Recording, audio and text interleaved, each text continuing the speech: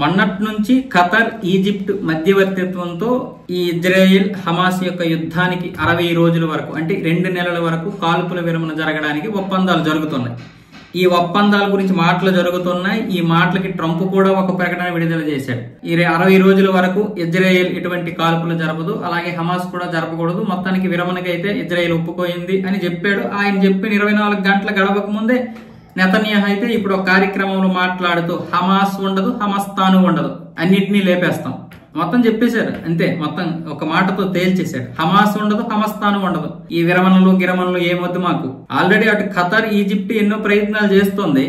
దీనికి హమాస్ ఎలా చెప్పిందంటే మేము 50 మంది బందీల్ని ఇచ్చేస్తాం, అలాగే పూర్తిగా గాజా నుంచి ఇజ్రాయెల్ దళాలు వెళ్ళిపోవాలి, అలాగే ఈ ఎట్టి పరిస్థితుల్లోనూ ఇంకెప్పటికీ కూడా యుద్ధం చేయకూడదు, పూర్తిగా యుద్ధ విరమణ చేయాలి. ఇలాగైతే మేము 50 మంది బందీలు ఇచ్చేస్తాం అన్నది. నీ 50 మంది బందీలు నీ దగ్గర ఉంచుకో, వాళ్ళు వచ్చిన బయట జీవోత్సవాల్లా బ్రతుకుతారు, ఇంకా వచ్చేంటి ఉపయోగం అన్నది నెతన్యాహు ఇజ్రాయెల్ యొక్క అభిప్రాయం. ఆ కుటుంబ సభ్యులకి ఏదో ఒకటి చెప్పుకోవచ్చు. సో ఇక నువ్వు వద్దు, నీ యొక్క బందీలు మాకొద్దు, నువ్వు ఉంచుకున్న బందీలు వద్దు, నీ మొత్తం లేపేస్తాం నేను. హమాస్ ని, హమస్తాన్ని అంటే పాలస్తీనా నుంచి హమాస్ లేకుండా చేయడానికి, అలాగే గాజాని పూర్తిగా ఇజ్రాయెల్ ఆక్రమించడానికి. ఎందుకంటే అమెరికా బయటికి చెప్తుంది, లోపల మాత్రం ఇజ్రాయెల్ కి సపోర్ట్ చేస్తుంది. ఆల్రెడీ ఒక కెఫే మీద వాడినటువంటి 230 కేజీల బాంబు, MK8 అనే బాంబు, అది అమెరికా నుండి వచ్చినటువంటి బాంబే. సో అక్కడ 120 మంది అంతమంది చనిపోయారు కదా. ఇదంతా కూడా పక్క ప్రణాళిక జరుగుతోంది. హమాస్ ఉండదు ఇంకా.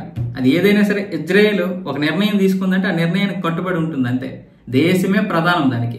50 మంది జీవోత్సవాల్లాగా వచ్చి వాళ్ళ కోసం ఎందుకు మొత్తం దేశాన్ని తాకట్టు పెట్టడం. సో పూర్తిగా లేపిస్తే తాడో పేడో తేల్చుకుంటే ఇక ఎవరమైనా ప్రశాంతంగా ఉండొచ్చు అనేది ఇజ్రాయెల్ యొక్క ప్రధానం. మన ఇరాన్నే అంతగా భయపెట్టిందంటే వీళ్ళు ఒక లెక్క.